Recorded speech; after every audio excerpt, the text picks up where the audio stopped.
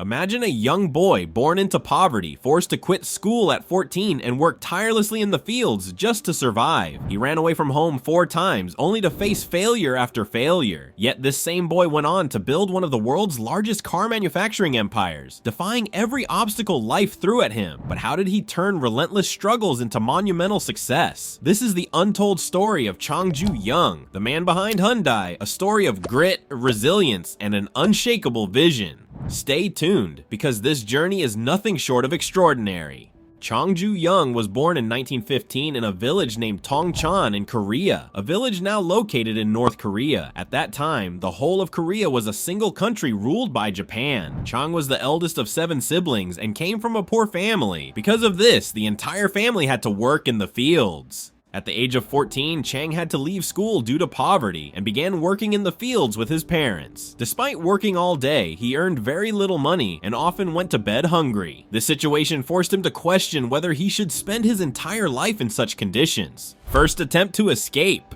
Frustrated with his life, Chang ran away from home and traveled 100 kilometers to the distant city of Kwan. There, he started working as a laborer with construction workers. Although he earned very little, he was happy because he could spend the money he earned on himself. Additionally, he enjoyed the newfound freedom. Unfortunately, this freedom lasted only 2 months. His parents, who had been searching for him, found him in Kwan and brought him back to the village, taking away the happiness he had experienced for the first time. Back in the village, Chang was sent to work in the fields again. However, he had experienced city life and could no longer bear life in the village. He tried to run away twice more, but was caught each time and returned to the village. One year, a poor crop yield caused a severe food shortage in the village. The situation became so dire that Chang had to go hungry for days. He decided he could no longer live like this and resolved to escape again. This 4th attempt would be his last. Chang ran away and reached Seoul, the capital of modern-day South Korea. He was determined to leave village life behind and build a future in the city. Once in Seoul, he was willing to do any kind of work to survive and make a life for himself. Hard work and first success. Chang Ju-yung did not leave any job untried. He worked as a construction worker, a factory worker, and even as a cleaner. One quality that set him apart was his unwavering hard work and dedication to any job he undertook. After some time, he was given the task of delivering rice to a rice shop. He earned Rs. 1,000 and began delivering rice to customers' homes on his bicycle. Due to his diligence, the shop's sales increased significantly, making the shop owner very happy. Impressed by Chang's efforts, the owner promoted him to manager. This was Chang's first managerial role, where he no longer had to earn his wages through manual labor. His exceptional work further increased the shop's sales, and when the owner fell ill and could no longer run the shop, he sold it to Chang at a nominal price. At just 22 years old, the boy who had once worked in the fields and run away from home 4 times became the owner of his own shop. Tragedy strikes. Chang worked hard to make his rice shop one of the best in the area, earning a significant amount of money in just a few years. However, his happiness was short-lived. On July 7, 1937, the Second Sino-Japanese War broke out between Japan and China. This conflict caused severe rice shortages in both countries. As Korea was under Japanese occupation, the Japanese government took control of rice shops to address the shortages. Chang's shop was among those seized, leaving him unemployed. His 2 years of hard work and savings were wiped out.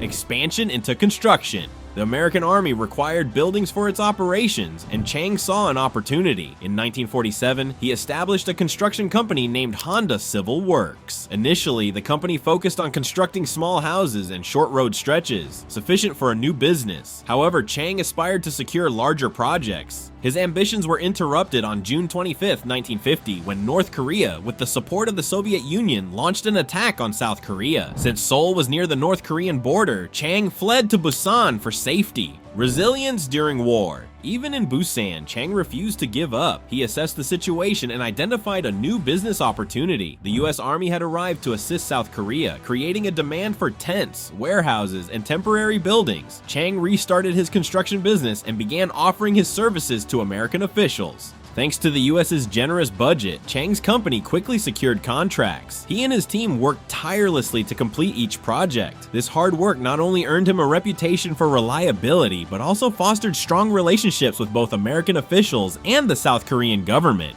Post-war success. After the war, South Korea faced extensive infrastructure damage. Many roads and bridges needed reconstruction, and the South Korean government awarded these projects to Honda Civil Works. The company grew rapidly, taking on mega projects such as dams and highways. Notably, Honda built South Korea's largest dam, Soi, and the Kabu Expressway. Chang's strong relationships with the South Korean government and American officials also allowed him to easily import heavy machinery from the US, securing his company's competitive edge. Return to the automotive industry. While his construction business thrived, Chang remained passionate about the automotive industry. In 1967, he founded Hyundai Motors. Soon after, the company partnered with Ford to assemble and produce the Kona car using Ford's technology. However, South Korea's car market was small, only around 30,000 cars, and offered limited growth opportunities. Seeking expansion, Chang explored new partnerships. However, the Kona car initially failed to meet US standards and was rejected. Undeterred, Chang improved the car's quality, bringing it up to global standards. Eventually, the car was launched in the US, marking Hyundai's entry into the international market.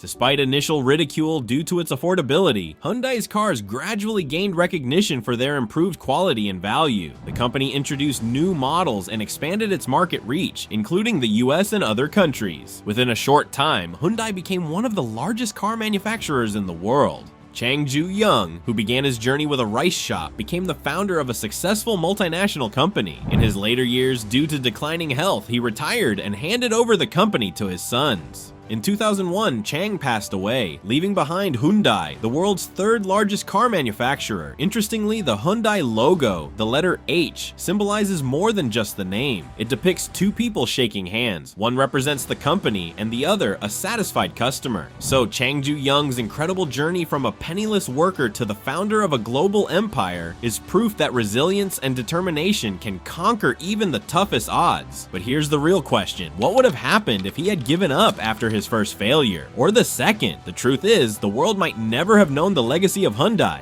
Chang's story teaches us that every setback is just a setup for a greater comeback. So what challenges are you facing today that might just be the beginning of your own extraordinary story? From a small rice shop to the global stage of the automotive industry, Chang Ju-young's story is a testament to the power of perseverance and vision. His journey reminds us that no matter how tough the circumstances, success is possible for those who refuse to give up.